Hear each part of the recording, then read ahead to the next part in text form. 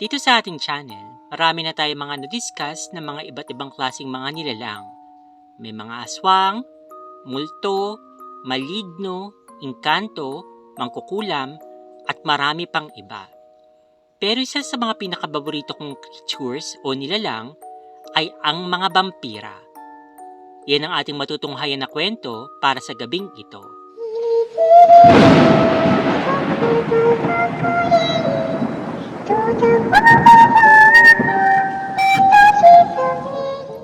Hello Spooky Dolls! Good evening! Before anything else, gusto ko sanang batiin lahat ng mga OFW at mga Filipino immigrants, pati na rin po yung mga Pinoy na tulad ko nandito po sa Pilipinas at yung mga taga-ibang dimisyon na taga-ibang mundo na tumatangkilik at sumusuporta sa kwentong aswang at kababalaghan. I hope that you're all doing well.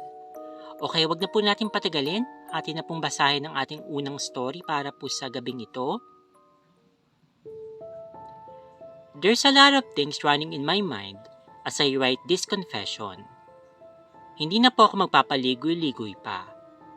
I am Renz, 25 years old, at kasalukuyan nandito ngayon sa aming probinsya. Hindi ko nasasabihin yung specific name ng probinsya namin dahil baka may makakilala sa akin. Anyway, last year, meron akong nabasang confession din tungkol sa mga vampira. At first, of course, I thought that those were just fake confessions dahil hindi naman nakapaniwala. Although I read some articles about evidences of real vampire existence in other countries. Parang Poland yata yon. May mga napanood na rin ako mga videos noon sa YouTube tungkol sa mga totoong vampira na lumantad at naniniraan sa ibang mga bansa na malayo sa kabihasnan in some parts of the UK. Pero syempre, dahil hindi pa rin naman talaga kapanipaniwala, pinagtatawanan ko lang ang mga yon. Sino bang naman tanga ang maniniwala sa ganun? Nasabi ko pa noon sa aking sarili. Hanggang nung year 2016, namatay yung lolo ko, and since nag-iisang anak lang naman si Papa, automatic na siya yung nag-take in charge ng koprahan ng aking lolo dito sa probinsya. At since ako nga yung panganay sa amin, ako raw yung tutulong kay Papa rito dahil matagal pa bago makagraduate yung mga nakababata kong kapatid. September last year, nagbakasyon kami rito para na rin makipiesta. Siyempre, dahil laking Maynila kami magkakapatid, game na game naman kaming sumama dahil parang ang saya ng piyestang probinsya kapag kinukwento ng mga mama at papa ko. Noong araw na pagkarating namin sa bahay ni Lola, kahit pagod pa sa biyahe, nakuha ko pa rin maglibot-libot sa likod ng bahay. May kalakihan yung bahay nila Lola, medyo malayo rin sa mga kapitbahay. Bukod doon, gubat na yung likod nito. Nag-aagaw dilim na noon, pero dahil sa sobrang curious ko, nagpatuloy pa rin ako sa paglalakad sa gubat habang sumisipol-sipol pa. May nakita akong isang weird na babaeng nakaitim sa hindi ganong kalayuan. Ang weird dahil ramdam ko ang biglang pagbilis ng tibok ng aking puso nung makita ko siya. Para nga lang siyang maputla. Lalapitan ko na sana siya, kaso lang narinig ko yung pagtawag sa akin ni Lola. Kaya ayun, halos batukan ako dahil hindi ko raw alam ang aking ginagawa. Tawa na lang ako kasi yung itsura ni Lola parang takot na hindi mawari. Although pareho sila ni Lolo nung nabubuhay pa, na lagi akong pinagbabawalan na lumabas kapag madilim na dahil may hindi raw kami katulad doon. Ano ba yung sinasabi niyong hindi natin katulad la? Mga engkanto po ba? Tanong ko kay Lola na parang balisang naglalakad habang pabalik na kami ng bahay. Hay, mas may nakakatakot pa kaysa sa engkantong sinasabi mo. Napakaseryoso ni Lola nung sinabi niya yun, kaya naman napatigil ako sa aking pagtawa. Bihira lang kasi itong si Lola na ganun kaseryoso. Hanggang sa kinabukasan, sumama ako sa mga pinsan ko sa side ni Mama para makipiesta dun sa bayan. Same province din kasi itong Mama at Papa ko. Sobrang na-miss talaga ako noon kasi isang araw bago ng piyesta, may mga handaan na kaagad sila. Doon kasi sa amin sa Maynila, tinutulugan na lang ito. Sila Berto at Christian, yung mga pinsan ko, na kasama kong pumunta dun sa bayan. Sobrang saya ko noon na parang naging ignorante kasi ibang-iba ito sa Maynila. Insan, may syota ka na ba? Kasi kung wala, mamaya maghahunting tayo. Pabirong sabi ni Berto habang nanonood kami ng mga nagpuposisyon. Natawa na lang ako sa mga sinabi ni Berto. Wala naman kasi akong hilig sa mga ganun. Hanggang sa abutin kami ng 12:00 ng madaling araw. Kakaiba talaga dahil gising na gising pa yung mga tao roon. Na-amaze rin ako kasi kabilaan yung mga naglilitsyon. Nakakapanglaway nga eh. Ilang minuto rin kami naglilibot-libot noon sa peryahan hanggang sa makaramdam ako ng pagkaihi. Umalis na muna ako at iniwan ko yung dalawa na busy sa bingo. Shit, ingihi na talaga ako pero ang haba pa ng pila sa CR. Kaya no choice na yung kuya ninyo kaya tumakbo na ako doon sa parting gubat dahil doon lang yung madilim. Pagkatapos kong umihi, pabalik na sana ako dun sa peryahan pero napatingin ako sa aking likuran. Dahil nga sa aking kuryosidad, nag-flashlight ako papuntang gubat. Buisit, nakakaramdam din ako ng konting takot pero once in a lifetime lamang ito, kaya go lang. Ilang metro pa lang ang layo ko nang may maramdaman ako nakatingin sa akin. At tama nga, halos mapatalon ako nung makita ko yung isang lalaki na nakaitim at nakatingin sa akin na parang isa akong putahe. Pucha, ang creepy boy, as in! Dahil madilim, bahagya ko siyang inilawan kung nakatingin nga ba siya sa akin talaga. Parang lalo akong kinabahan dahil sa akin nga pala talaga siya nakatingin. Shit, anong ginagawa nito rito? Sabi ko sa aking sarili. Shit talaga, baka ito yung sinasabi ni Lola at Lolo. At saka grabe yung putla niya. Sa sobrang paranoid ko noon, naikuyom ko pa yung kamao ko para kung sakaling sunggaban niya ako. Boss, bakit po? May kailangan po ba kayo? Tangina, sa sobrang kaba ko, pati dila ko nagkakandabulol-bulol na. Putik, inisip ko na baka nakita niya akong umihi sa hindi tamang lugar. Baka engkanto to, tapos bahay niya pala yung naihian ko. Asking kung ano-ano nang tumatakbo sa isip ko nung time na yun. Baka aswang, manananggal, engkanto, maligno, o kung ano pa man siya. Ramdam ko rin bigla yung pag-ihip ng napakalakas na malamig na hangin. Parang nanaliyaya talaga, kaya lalo akong kinabahan. Ang lamig na rin ang pawis ko. Napaatras ako nang biglang humakbang siya papalapit sa akin. Buisit, isang pagkakamali lang ito, do or die na ako rito. Dahil sa nakatutok pa rin yung flashlight ng phone ko sa kanya, kitang-kita ko ang kanyang pagngiti. At doon, parang lalong dumagundong sa kaba yung dibdib ko dahil lalong tumalim yung tingin niya sa akin. Para talagang gusto niya akong kainin. Kapag naalala ko yun hanggang ngayon, hindi pa rin ako makapaniwala sa aking nakita. Kabado na talaga ako noon, sabay ngumiti siya sa akin ng sobrang creepy. Pucha, may pangil at nung tinititigan ko yung mata niya, kulay pula. Oh my God, hindi siya tao. Narinig ko yung pagtawa niya na parang malademonyo. Parang nabalot ng grabing takot yung katawan ko, kaya hindi ko alam kung lalaban pa ba ako o tatakbo na lang. Pakiramdam ko, isang mabangis na halimaw yung susunggab sa akin. Nagdarasal na rin ako sa isip ko at tumakbo. Pero hindi pa man ako nakakalayo, nahablot niya na ako kaagad. Napangiwi nga ako sa sakit dahil sa sobrang lakas ng pagkakasakal niya sa akin, sabay balibag sa akin sa puno. Mas kinilabutan ako nung amuyin niya ako na para bang isa akong masarap na putahe. Tangina, aswang yata ito. Diyos ko po. Gusto kong sumigaw, pero parang walang boses na lumalabas sa akin. Tangina talaga. Kahit sobrang kinikilabutan na ako, pinilit kong pumiglas sa kanya. Pero parang lang ako nakikipagmatigasan sa pader dahil sobrang lakas niya. Ang sarap makapaglaro bago kainin. Sabi niya habang inaamoy-amoy ako. Oh God! Mas idiniin niya pa ako dun sa puno at saka nilapit yung bibig sa leg ko. Pucha! Akala ko sa palabas lang nangyayari to. Napangiwi na lang ako sa sakit nang maramdaman ko yung pagbao ng pangil niya sa aking leeg.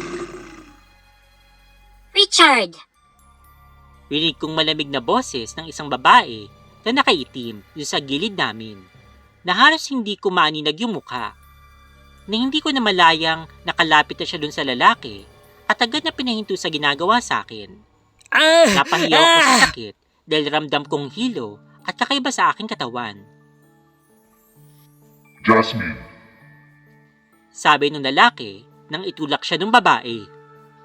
Tangina, hindi ko alam yung nangyayari sa katawan ko. Hawak ko pa rin leg ko na may ilang dugo. Ang sakit-sakit! Sobra! Habang sinusulat ko nga ito, napapahawak pa rin ako sa aking liig dahil naalala ko na naman.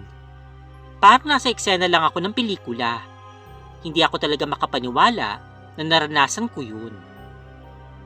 Napakabilis pa rin ang tibok ng puso ko sa sobrang kaba. Hindi ko nga napansin na hanggang sa mga oras na yun, hawak ko pa rin yung phone ko na halos mawasak na sa sobrang higpit ng aking hawak.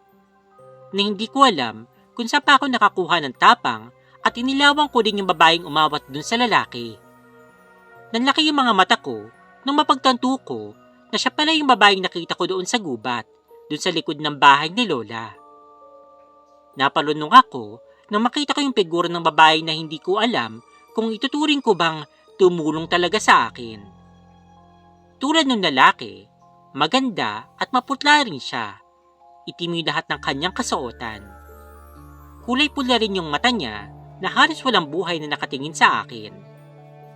Lalo akong nalamig sa takot dahil sa mga mata niya. Hindi ko kasi alam kung anong klase ba sila. Pero ang sigurado ko, hindi sila mga tao. Habol ko ang hininga ko habang nakatitig doon sa babae. Sa sobrang takot ko, walang isang salita akong napatakbo palis sa malidilim na gubat. Hindi na talaga ako uulit. Hindi na ako kahit kailan pupunta sa gubat. Yun yung paulit-ulit kong sigaw sa aking isipan. Pilit akong tinatanong nila Berto at Christian, pero nalalabo na yung paningin ko, tapos parang nag-e-echo na lang yung mga boses nila, hanggang sa tuluyan na nga nagdilim ang aking paningin. Pagkagising ko, nakahiga na ako sa kama, pero malinaw yung mga imaheng nasa panaginip ko. Yung Jasmine na yun. Nasa panaginip ko siya, at kinagat niya raw ako sa leeg, kaya pagkagising ko, dali-dali ko tinignan yung leeg ko sa salamin, para na rin siguraduhin kung may reflection pa nga ba ako sa salamin.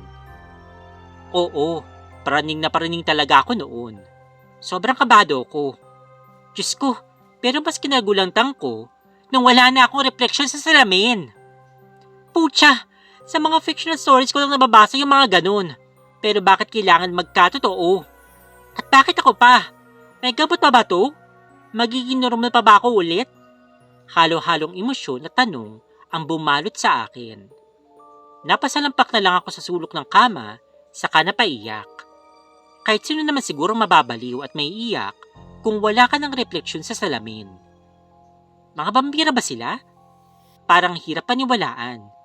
Pero nang tawag sa nangyari sa akin, hanggang si Lola na mismo yung nagpaliwanag sa akin na totoo nga sila. Dahil maging si Lola raw doon nung nabubuhay pa ito, harap-harapang nakainkwento na ng vampira, pero maswerteng nakaligtas lang. Iyak ako ng iyak noon, habang yakap lang ako ni Lola. Pero mas nagpasalamat ako na hindi nila ako tinuring na isang halimaw. Tinanong ko rin si Lola kung may marka ba ako sa liig, pero sabi niya, wala naman daw. 3 araw raw akong nakatulog. Wala na rin yung bakas na kagat ng vampirang yun sa aking liig. Si Lola na rin yung nagpasyang lumipat ako ng tirahan. Malayo sa mga tao at subukang mamuhay pa rin ng normal kahit ganito na ako. Nakakatawa diba? Parang ang hirap putuin yung sarili na makakapamuhay pa ako ng normal sa lagay ko ito. Sa lagay na natatakam ka na sa dugo. Pero pansamantala, hanggang ngayon, sinusubukan pa rin namin nila Lola na maghanap ng albularyo o kaya magagamot na pwedeng makatulong sa akin. Ewan ko, basta parang isang bangungot yung nangyari nung gabing iyon. Ramdam kong malapit na rin akong malagutan ng hininga. Pagkatapos akong kagatin na lalaking yun, na tinawag ng babae na Richard. Pero ito, buhay pa ako at katulad na rin nila. Ewan, natuturete na ako sa iba't ibang konklusyon sa utak ko. Desperado na akong humanap ng gamot dito. Hanggang ngayon, pakiramdam ko ay nasa isang pelikula pa rin ako. Tinatawanan ko nga lang noon sila Edward Cullen, pati yung mga fictional characters na vampira. Pero heto, at tila katulad na rin nila ako. Unbelievable, right? Lakas maka-Twilight. Yeah, hindi ako makapaniwala at ayokong paniwalaan. Pero that's the truth. And the truth hurts sometimes. That woman Jasmine, ilang araw ko na siya napapaginipan. Alam kong napigilan niya yung lalaking yun, pero bakit parang nag-iba pa rin sa akin? Masyado na itong mahaba. Alam kong nakakatawa at hindi ka panipaniwala. I'm not forcing you to believe me, and I did not confess here just to gain attention and to inform you about our existence. Gusto ko sanang hingi yung tulong ninyo dahil gusto ko ulit na magkaroon ng normal na buhay. Sana makatulong yung pagsulat ko tungkol sa sitwasyong ito. Hanggang dito na lang po muna. Tayo ng isa pang kwento. Hello, just call me Anne. 24 years old, meron ng asawa at anak na rin. Year 2021, nagtrabaho ako sa isang probinsya, basta malapit lang ito sa Maynila. Gaming company yung pinasukan ko doon, sa Pogo, bilang ahente. 2021 to 2023 na nagtrabaho ako sa Pogo, at dumating sa punto nagkaroon din ako ng posisyon. Fast forward. Nung bago pa lang ako sa industriya ng Pogo, tanging mga Chinese lamang yung palagi kong nakikita sa isang compound ng building. Maliban sa mga guard na malalayo na sleeping quarters, kung tawagin. May isang Chinese akong nakaklose. Tawagin na lang natin siya sa pangalang Liu. Halos 3 months ko din nakaklose yung Chinese na ito at kung kadalasan, nagbibigay pa siya ng chocolate. Ayun na pala yung way ng panliligaw niya. Dumating ang ilang araw na nagpaalam siya sa akin na tutungo daw silang Maynila at babalik siya mamayang gabi. Makalipas ang gabi, hinintay kong dumating yung van pero hindi ko na siya nakitang bumaba. Ibang mukha rin yung nakita ko at mga bago sila sa aking paningin. Mga nakaposas at nakatakip ang kanilang mga bibig. Kinabahan ako at tumakbo ko para magtago. Dahil first time kong nakita ang isa sa mga madalas kong makita at kabiroan ko na bumaba ng van na may dalang baril. Kinabukasan, pumasok pa rin ako at naghintay ng update mula kay Liu. Hindi na rin nagparamdam sa akin sa Telegram o kahit sa call sa phone number niya. Inabot ng 2 buwan na pakiramdam ko, ginost na ako ni Liu. Nakalimutan ko na siya after ng 2 buwan at nag-focus na lang ako sa aking trabaho. Nang makita ko ulit ang isang lalaking kabiroan ko na nakita ko nung gabi na may hawak na baril. Kung titingnan, kumpara noong gabing yun at ngayon, sobrang layo. Lamang siyang normal na Chinese na nagtatrabaho sa paningin ko. At nung gabing may hawak siyang baril, talagang nakakatakot siyang tingnan. Nagkaroon ako ng pagkakataon na tanungin siya patungkol kay Liu. Pero ang sagot niya, lumipat na daw ng trabaho itong si Liu. Yun lang yung kanyang sinabi sa akin. Makalipas ang taong 2022, mga around March, nilipat na ako ng kwarto na pang solo dahil sa posisyon na binigay na rin sa akin. Bagong building at wala pang halos nakatira. Tahimik at halatang bago yung mga furniture na nandito sa kwarto ko. Sa ilang araw ko, maayos naman ang aking pagtulog. Pero tuwing gabi, may narinig akong parang kinukuskus sa isang kwarto at padadaanan siya papunta sa room ko. 2 pinto lang yung pagitan. Sa isang buwan ko sa bagong building, may mga bago na din at malalayong space para maging kapitbahay ko. Hanggang isang gabi, na uminom ako mag-isa sa kwarto ko, may bigla akong narinig na boses ng isang lalaking sumisigaw ng help. Akala ko guni-guni ko lamang dahil lasing ako, pero nang pakinggan ko ulit, wala na akong narinig. Ilang araw yung nakalipas, Nadaanan ko bukas ang isang unit na palagi kong narinig na may kumukuskus at nakita kong 4 na Chinese na nasa loob. Sa pagsilip ko, marumi at halos nakulob ang loob ng amoy na hindi ko maintindihan. Hinayaan ko lamang dahil alam kong medyo dugyot ang ibang mga Chinese. Hanggang isang gabi, habang nag-cellphone ako para magpaantok, narinig ko ulit ang sigaw na help. Napabangon ako kasi totoo pala yung narinig ko nung isang gabi. Paglabas ko ng pinto, pinuntahan ko yung unit na may 4 na Chinese kanina. Sumilip ako sa may siwang, pero wala akong makita, pero alam kong may tao doon. Kinakabahan ako ng mga oras na yon, pero kinutok ko ng malakas yung unit. Humingi ako ng tulong sa guard na may nakakulong dun sa unit. Nang puntahan ng ilang guard yung unit, meron sumunod pang 3 Chinese. Inaabangan ko makita kung sino yung nasa loob, pero pinapasok na ako sa unit ng mga guard. Sumili pa ako nang maramdaman ko na ilalabas na yung mga tao sa loob. Pero nakita ko si Liu. Huling damit na suot niya bago siya magpaalam sa akin. Blue shirt at tokong na short. Sobrang payat na niya. Halos butot balat na.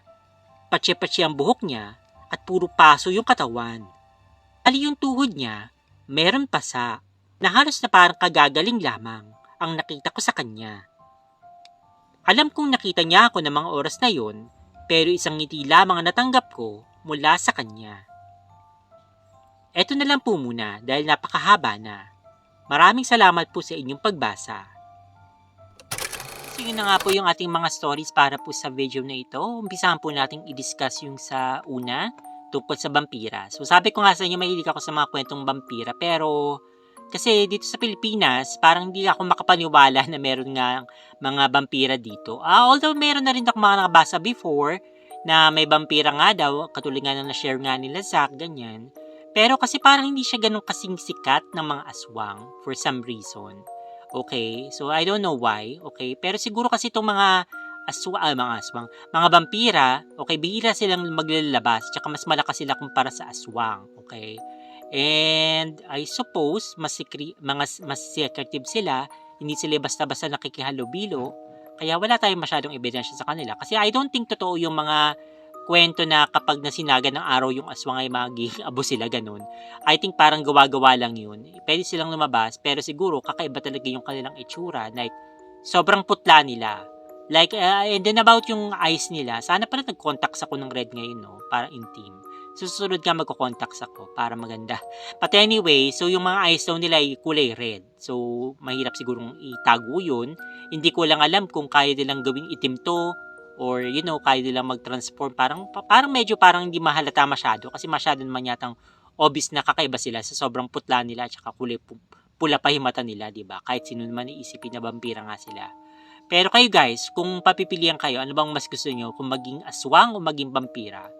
Siyempre dun ako sa vampira, di ba? Parang, at least parang forever na maganda ka, ganyan. Yung hindi ka tatanda, ganyan. So magiging ka, forever yan. Parang sila Bella at saka sila Edward. Sabi nga niya, di ba, sa Twilight. Anyway, doon naman sa second story, hindi ko alam, parang napaka-casual niya na kinukwento yung tungkol sa pagkatrabaho niya sa Pogo. Kasi I think, di ba, yung Pogo is illegal. Alam naman natin yan, yung kwento nga ni sino ba yun? Yung tumakbo nga na, si Alice Go. Diyos ko. Di ba? Hindi ko pa nga lang, ano na ba nangyari dyan? Wala na akong masyadong balita. Nakulong na ba? Na sentensyahan na ba ito? Or what? Kasi parang sana naman, hindi naman makalimutan na para bang maingay lang siya sa umpisa, pero wala naman din resolution sa bandang huli. Kasi parang napaka-obvious naman na hindi naman siya Pilipino. Pero nakapag-elect pa siya, nanalo pa siya bilang isang mayor dun sa lugar nila. Okay, and then hindi ko alam kung ano talaga tong Pogo. Sabi nila parang illegal daw na gambling. So, okay. So, yun lang ba yun? I think hindi lang siya basta-basta ganun. I think meron siyang kinalaman din sa mga illegal pang mga gawain like prostitution, siguro mga drugs, ganyan. Kaya masyado siyang controversial tsaka hot topic. Kasi kung illegal gambling lang ito, I think parang more anong issue dito is tax. Yun lang naman yung issue yan, tax. Pero kung wala naman, di man bawal magsugal, ganyan. Diba? Sa pagkakalam ko kasi hindi man ako nagsusugal. Pero Kayo ba, ano bang opinion tungkol sa Pogo? Kasi naguguluhan talaga ako. Tsaka nagtataka ako sa kanya. Okay, kasi sabi niya meron na daw siyang asawa at anak. Pero parang makapagkwento siya na nililigawan siya, parang ina-entertain naman yung panliligaw sa kanya. So para bang proud pa si ate. Okay? Para bang wala, napaka-casual niya lang, Diyos ko. 24 years old, may asawa at anak. Okay, so siguro ng mga panahong yun mas bata pa siya. So hindi ko alam kung may asawa na ba siya noon, may anak na ba siya noon, o after na nitong kwentong ito na nagkaroon siya ng ganyan, ng parang asawa at anak, at okay lang na parang ini-entertain niya tong paniligaw sa kanya nitong Chinese na to. Pero kung ano to na paman, I think mas maganda na tumigil niya siya sa trabahong yan. Kasi alam naman natin nga na illegal nga yan, mukhang nagkakaproblema yung industriyang yan. So, may as well maghanap na lang siya ng ibang trabaho na hindi ganyan kabayal. Kasi kung makakita ko ng mga ganyan na parang tinutorture na tao sa building ko saan ako nagkatrabaho, naku, trust, nalalayas talaga ako doon. Alis ako hanggat maaari. Hindi ako magtatagal doon. Ay, mamay madamay pa ako, mapatay pa ako, magkabarilan, ganyan. Kung hindi not worth it na kung buhay ko din naman pala yung magiging kabayaran sa pagkatrabaho doon. Anyway, I hope na nag-enjoy kayo sa mga stories natin para sa gabing ito. So, leave your comments down below. Kung may mga suggestions po kayo or may mga gusto ko yung sabihin, comment nyo lang po yan. Then, make sure to subscribe to our channel. And then, like nyo po itong video na ito. And then, share nyo na rin po kung maaari lang. Okay, lamang po guys. So, stay fabulous and spooky. Spooky dolls.